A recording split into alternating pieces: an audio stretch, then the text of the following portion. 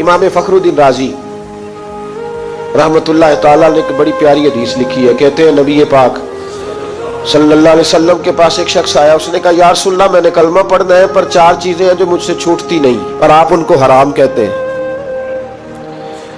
तो हुजूर आप हुक्म करे क्या करूं? फरमाया चल तू बोल वो क्या है? कहने लगा जी मैं शराब का भी आदी हूं। माज़अल्लाह, बोलिए अस्तगफिरुल्लाह, सारे बोलिए मैं शराब का आदी हूं, मुझसे छूटती नहीं।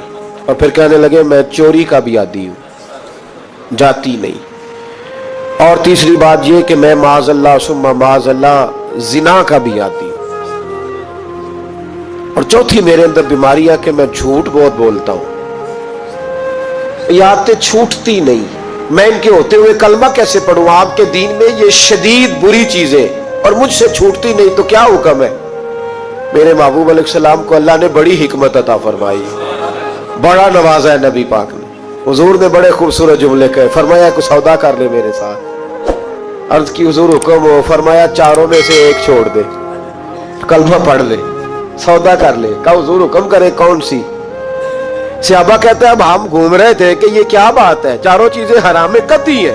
हुजूर कहते एक छोड़ दे, मैं एक वादा कर। कहा या रसूलल्लाह हुक्म करे?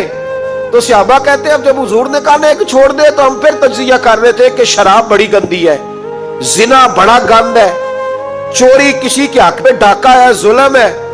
लेकिन मेरे नबी पाक अलैहिस्सलातु सलाम ने क्या खूबसूरत फरमाया, फरमाया चल तू झूठ छोड़ दे। क्या छोड़ दे?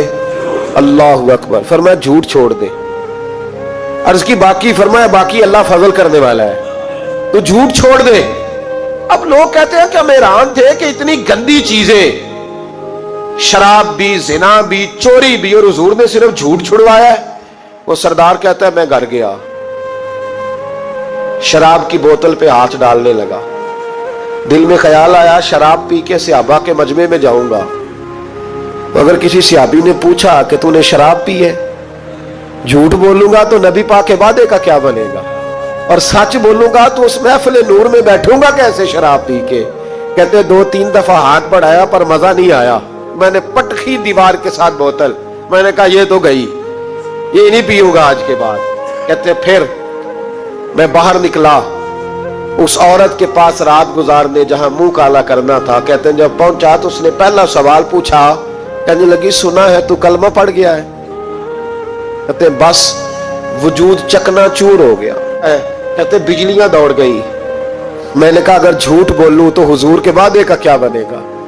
महबूब ने कहा झूठ नहीं बोलना, अगर सच बोलूं तो फिर इसके करीब कैसे जाऊं? कहते वहां से भी लौट आया। अब मेरी जिना की आदत भी गई।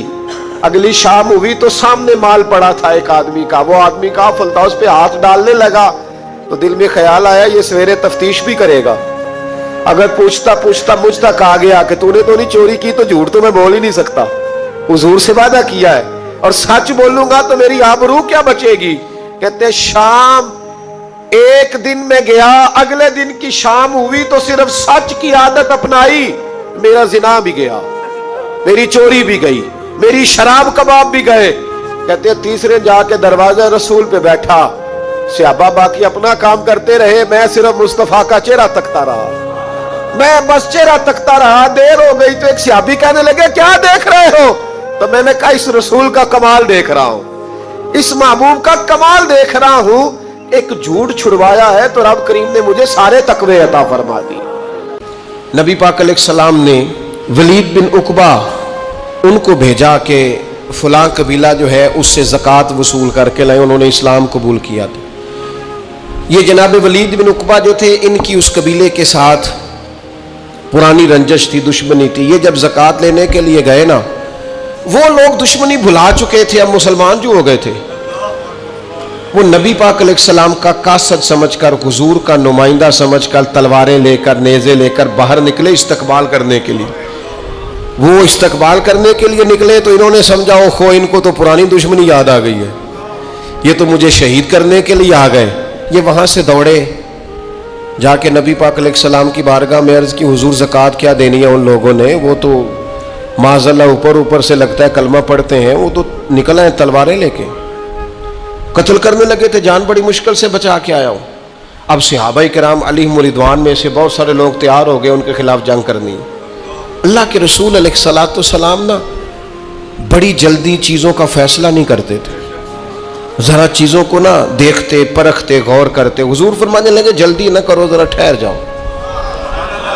نبی پاک علیہ السلام نے حضرت خالد بن ولید کو بھیجا رضی اللہ تعالیٰ عنہ, فرمایا آپ جائیے. وہ ایک لشکر لے کے گئے, انہوں نے جا کے وہاں پڑاؤ کیا. رات کے اندھیرے میں جاسوس بھیجے, جاسوس رات ساری وہاں دیکھتے رہے. کہنے لگے یار وہ تو اذانیں پڑھتے ہیں, جماعتیں کراتے ہیں, وہ تو پکے مومن ہے, کوئی کھاتا ہی نہیں اس طرح کا. ہم نے ہر جگہ انہیں اللہ رسول کا فرما بردار پایا. صبح جناب خالد بن ولید رضی اللہ تعالیٰ عنہ اجالے میں ان کے پاس گئے, کہا زکوٰۃ دو. کہنے لگے جناب حاضر ہے.